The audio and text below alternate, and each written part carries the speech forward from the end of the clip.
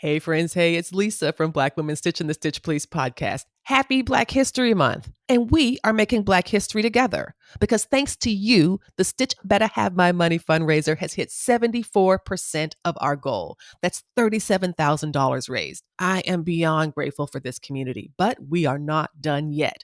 We need $13,000 more dollars plus $5,000 for 2 more months of housing. At a time when Black history is being erased, investing in Black-led projects like Stitch Please is more important than ever. Let's stick the landing and finish strong. Donations are tax deductible through ActBlue. Visit our website and donate today, or click the link in the show notes and donate today. Either way, help us get our Stitch together and cross the finish line. Thank you.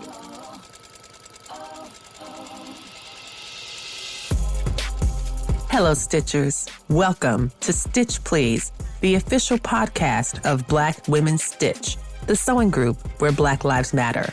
I'm your host, Lisa Woolfork. I'm a fourth-generation sewing enthusiast with more than 20 years of sewing experience. I am looking forward to today's conversation, so sit back, relax, and get ready to get your stitch together. Hey friends, hey, it's Lisa from Black Women Stitch and the Stitch Please podcast. And as I say every week, this is a very special episode because this episode, we're going to talk about Joann Fabrics and why our friend is on the sick and shut in list. Why is our friend on the sick and shut in list, you might say? Because Joann, as of this recording in January of 2025, has filed for bankruptcy for the second time.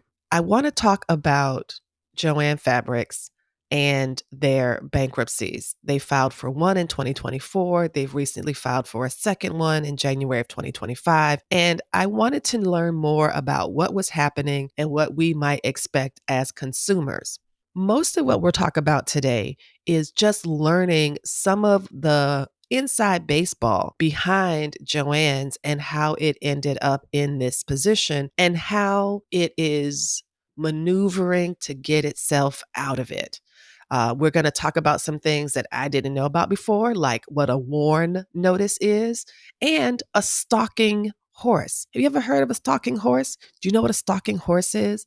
I didn't. Unfortunately, Joann does know what a stalking horse is. And if you've ever been to a Big Lots, you know what a stalking horse is as well. We're going to talk about these terms and about the fallout from Joann Fabrics and why the date of March 15th, 2025 is so important. So stay tuned and let's get ready to learn more about Joann in the past and how it has gotten to this point today. Joann Fabrics was founded in 1943. It was two German immigrant families who immigrated to Cleveland, Ohio, and they had like a dry goods store, but then they started to do more fabric and textiles. The two families came together to create something called the Cleveland Fabric Shops, and these were very successful. They were very popular throughout the region and throughout the Midwest, but they rebranded to Joann Fabrics in the 1960s. They were moving out of Cleveland and into Pittsburgh. And so they wanted something that didn't sound so regionally specific. Maybe they were thinking, we don't want to have a Cleveland fabric store in Pittsburgh because what if Pittsburgh doesn't mess with Cleveland like that? They didn't know. So they decided instead to give a new name to their fabric stores. Joann became that name because they combined the first names of children from the founding families. So one was a girl, there was a daughter named Joan. And so Joan took up the Jo. And then there was a daughter in the other family named Jackie Ann. And they took the Ann from Jackie Ann. So they combined the names Joan and Jackie Ann, and this is why we now have Joann. And they became Joann Fabrics and extended and expanded their reach from Cleveland, Ohio, and then Ohio more generally, and then the Midwest, and then further down into Pennsylvania, and then started to have national stores all over. This was not the only name change that Joann's would go through. So remember, in 1943, they were Cleveland Fabric Shops, and then in the 60s, they became Joann Fabrics. And then again in 1998, the company changed its name again. They went from being Joann Fabrics to just being Joann. And this was part of a larger rebranding effort. They wanted to expand beyond fabrics and include craft supplies and other merchandise in order to kind of, I think in corporate speak, they say it's to like unify the brand's identity and help to prepare for further expansion. Like Joann Fabrics, if you call it that, it's rather limited to just fabrics. But if you call it Joann, you could sell anything. And so you could have a wide range of product offerings. And so that's when it went from Joann Fabrics to Joann. I remember some Joann ETC stores, which were some really super large stores that had all other kind of products in them. But you might recall as a Joann shopper, I have certainly purchased fabric from Joann's, but I also do cake decorating. Did you know that? I'm a pretty good cake decorator. And so I would buy some cake decorating supplies, or if the kids needed something like some coloring books or some kind of craft supplies for that, they had that all at Joann's as well. And that's because they were not just restricting themselves to fabric. There's another little beef about Joann's. Do you hear me saying the words Joann's with an S instead of Joann singular? I think the official name of Joann's is Joann singular. But as we know here on the Stitch Please podcast, where we center Black women, girls, and femmes, I believe that Black Southerners in particular, we love adding S's to stuff. Can I tell you that my mother thinks that all of these stores are plural? Walmart's, Kmart's, I think TJ Maxx is already has an S at the end because of the X. What else does she say? There's a lot of things that she'll add an S to. And you know what? I do too. So Joann's is what my mama said. My mama calls it Joann's. I'm going to call it Joann's. But Joann, that is the official name. And I think they even did something once pretty jokingly, maybe in 2021 or 2022, where they tried to clarify the name to say that you all are saying it wrong. And the backlash was pretty intense. People were like, leave me alone. At least I'm coming and buying. Let me call you what I want to call you. I thought that was pretty funny. So Joann's first filed their bankruptcy the first time in March of 2024. They had a lot of financial struggles, even though they had over 800 stores nationwide that were open and the website continued as usual. There was minimal disruption because bankruptcy is really designed to help you reorganize your finances and get back on your feet. This is what the bankruptcy filing back in 2024 allowed them to do.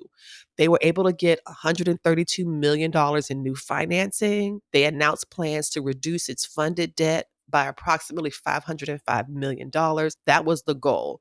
One of the biggest things that happened to them, though, was that they were delisted from the NASDAQ stock exchange. That meant they went from being a publicly held company to a privately held company, which can sometimes be challenging because publicly held companies can get better credit. More people want to buy them and participate because they seem like they're a bit more stable. But it transitioned back to private ownership when it filed the bankruptcy in March of 2024.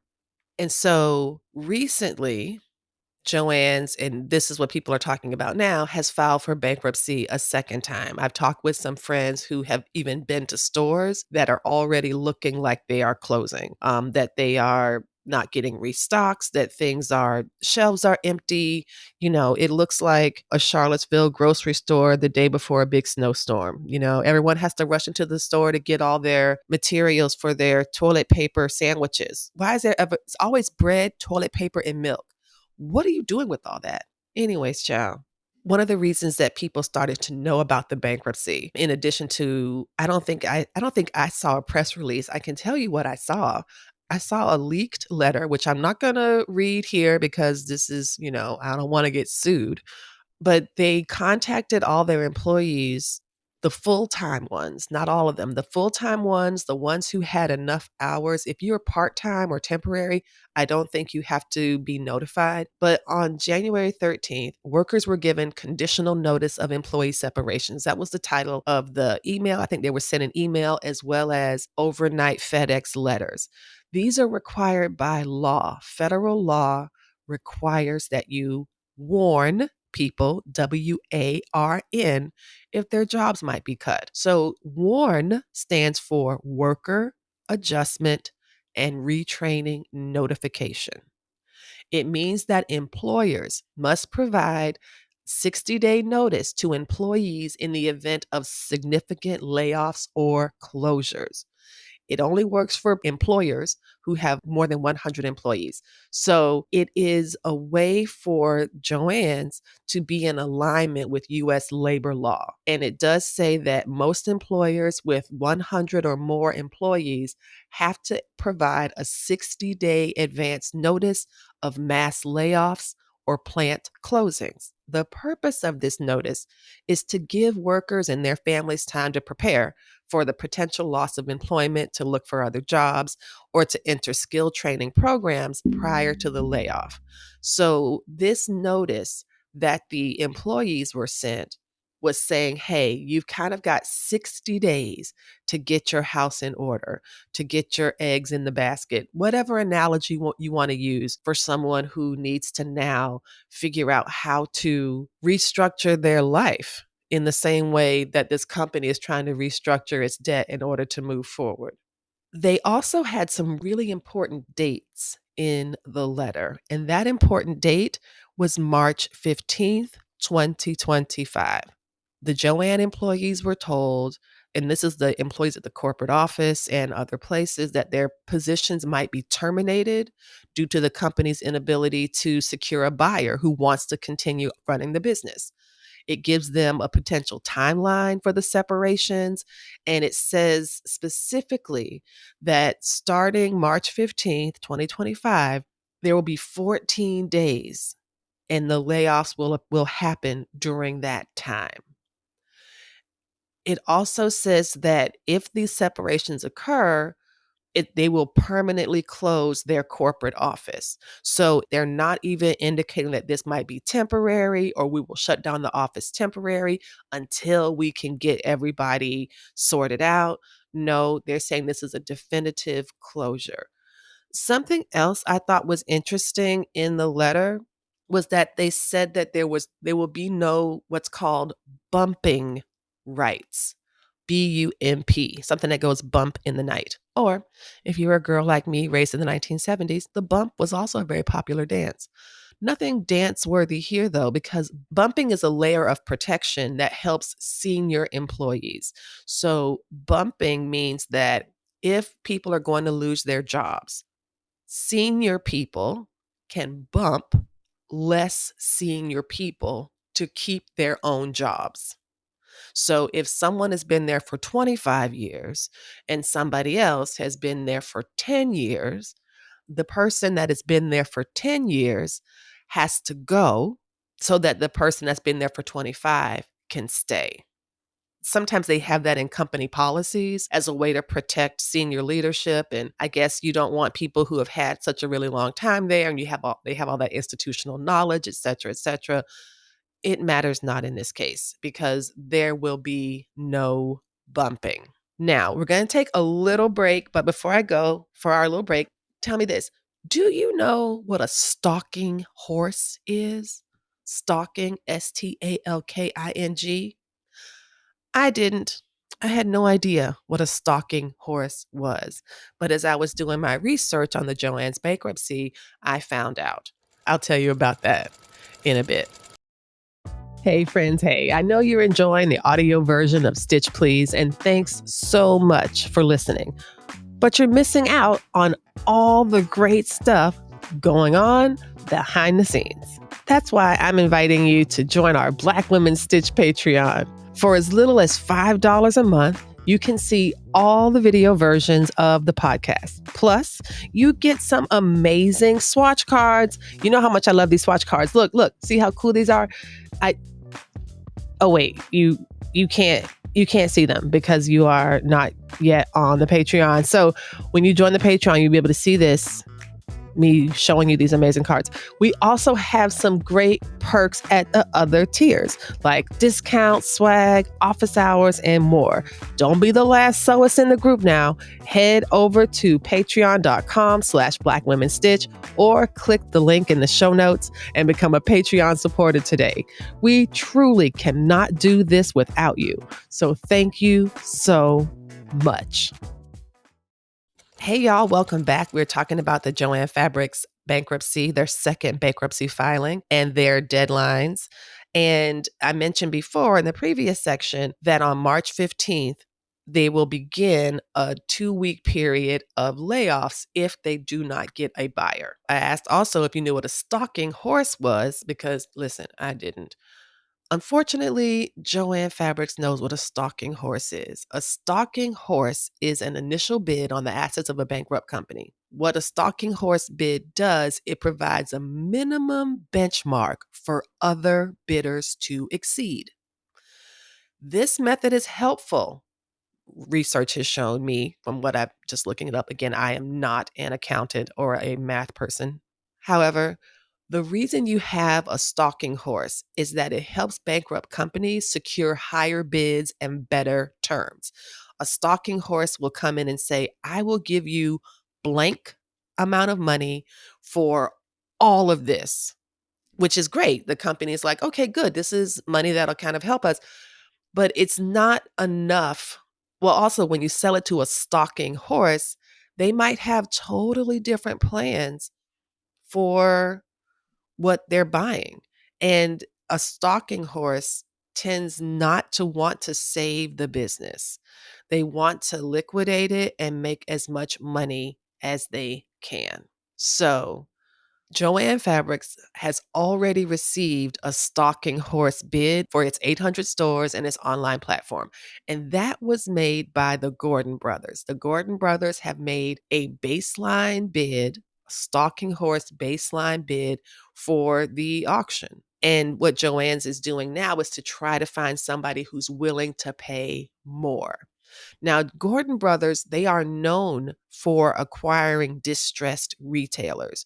They might liquidate Joann's assets. They might commence huge going out of business sales if there are no higher bids, even though the company is, again, trying to look for more support. The Gordon Brothers did this with Big Lots. Y'all remember Big Lots? Big Lots used to have a lot of stores, and I think we might still have a Big Lots in Charlottesville, perhaps. But they bought those Big Lots and shut down. They wanted to shut down all of them, all of the stores around the entire country. I believe they made an agreement to keep some of them open. But we can look to that to see what happened with Big Lots as a sign for what may happen with Joann if the Gordon brothers' bid is not exceeded by anybody else. Now, as I said before, the company is actively soliciting better offers.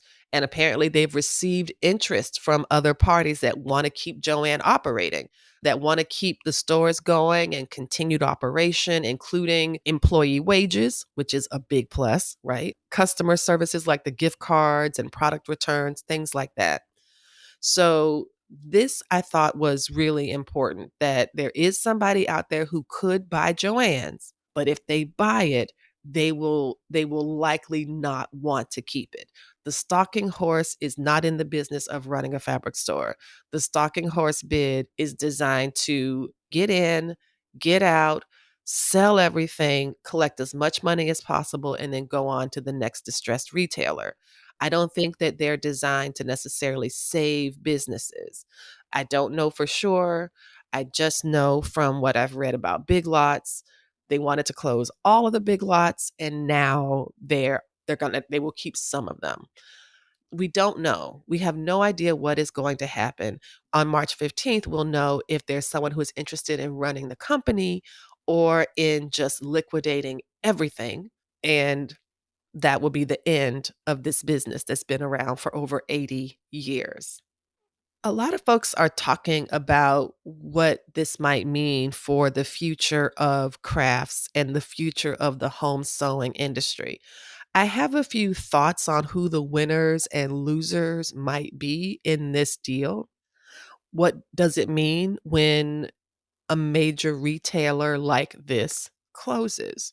I believe that Joann remains the last national fabric chain in the United States. And the fact that it has struggled so much, and I'm sure there are those who know more about the retail game than I, who can better distinguish if these injuries to Joann were self-inflicted, or is it the market, or is it a combination of all sorts of things? I'm not sure. But when I think about who is going to win out if there is no more Joanns, I'm not sure. I am not sure. I feel as though, and this is just my opinion based on where I am right now, I think that the people who are going to win if Joann's goes out of business will be other big retailers that also happen to sell fabric. I believe Michael's might benefit, perhaps. I believe that other place that's not open on Sundays might benefit. I believe places, huge giant retailers that also have fabric sections in them, those will benefit. And I think it's because if you're already shopping at a big box retail store, you have already made that choice to shop in stores like that. I believe it will require some additional education and marketing and pushing in order for smaller independent resellers to take the overflow, right, of those customers who are missing Joann's. That's what I believe right now. I'm willing to have my mind changed. I'm willing to learn more before I make any more kind of declarations. But I have a feeling that people that are shopping in big box stores are shopping in big box stores. As an I statement for myself, I shop at Joann and I shop at small independent places. I shop at independent retailers. I shop at local quilt shops. I do all of it. I enjoy all of it.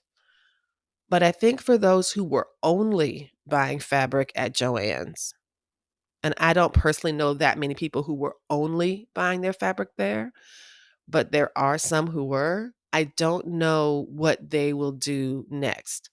Fortunately, there are lots of resources and lots of incredibly worthy medium and small retailers who absolutely deserve the time and attention and money from our sewing community. And I hope that they can be well positioned for success should I hope they're well positioned for success anyway. They've managed to succeed and thrive with Joann's being around. Perhaps with Joann's not being around, they will benefit. That remains to be seen. And I wish good outcomes for everyone involved. But I do think it's worth thinking about, what does our creative landscape look like? And can a story be told about our current creative landscape because Joann is in danger again?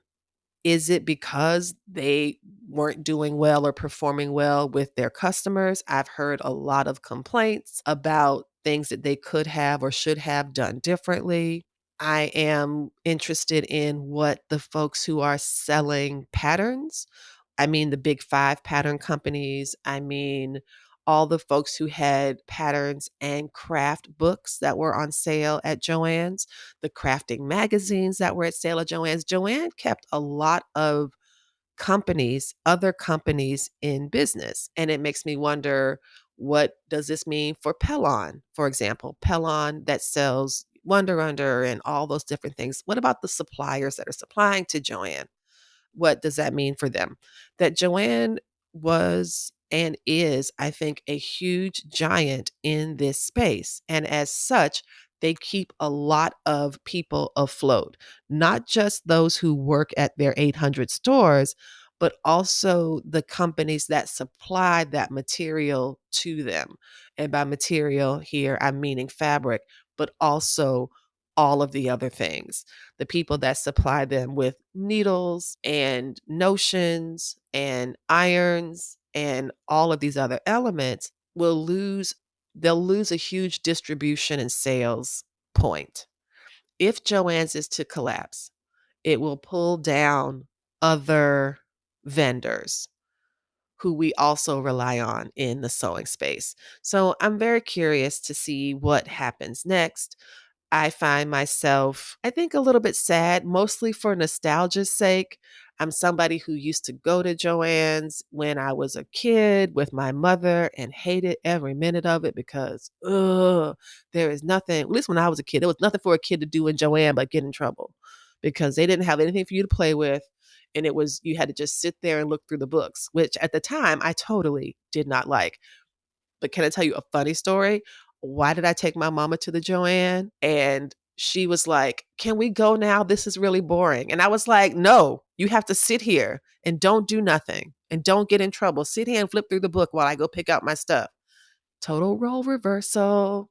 But yes, so it's all is to say that Joann has been a part of my sewing life, part of my mother's sewing life, part of my grandmother's sewing life. It's been part of the generations of many sewists and seamstresses' sewing lives here in the United States because it was the largest American fabric retailer, and it still is for now.